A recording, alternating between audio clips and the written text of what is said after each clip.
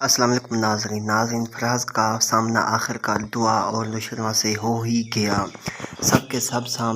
سامنے فراز کی حقیقت آشکار ہو ہی گئی۔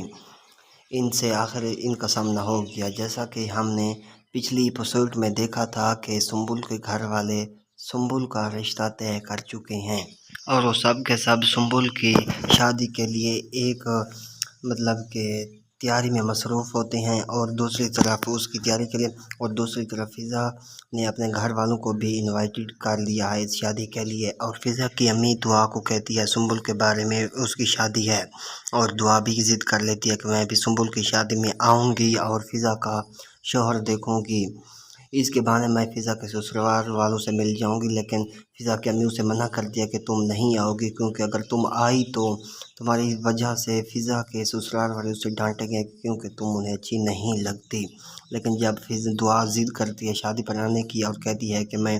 اپنے شوہر نشرما کے ساتھ آؤں گی، تو تب فضا کی امی بھی مان جاتی ہے، اور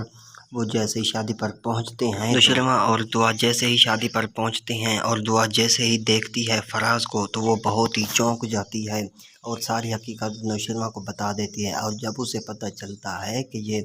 فراز میری بہن کا شوہر ہے تو وہ اور زیادہ حیرت میں پڑ جاتی ہے اور نشرما کو بتا دیتی ہے کہ یہی وہ شخص ہے جس نے میری زندگی برباد کی تھی ماضی میں۔ لیکن نشرما یہ سب دیکھ کر وہ اسے گن پوائنٹ میں لے لیتا ہے اور اس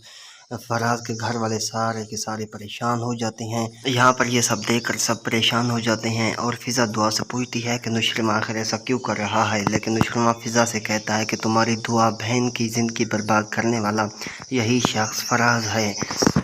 اب آنے والے ایک ساتھ میں دیکھنا یہ ہے کہ کیا دعا اسے معاف کر پائے گی، نشرما اسے گولی مار دے گا یا چھوڑ دے گا۔ اب آنے والے ایک ساتھ بہت انٹرسٹنگ ہونے جا رہی ہیں، تو دوستو آپ سے ایک چھوٹی سی ریکویسٹ ہے کہ ہمارے یوٹیوب چینل کو سبسکرائب اور ویڈیو کو لائک کریں تاکہ مزید آنے والی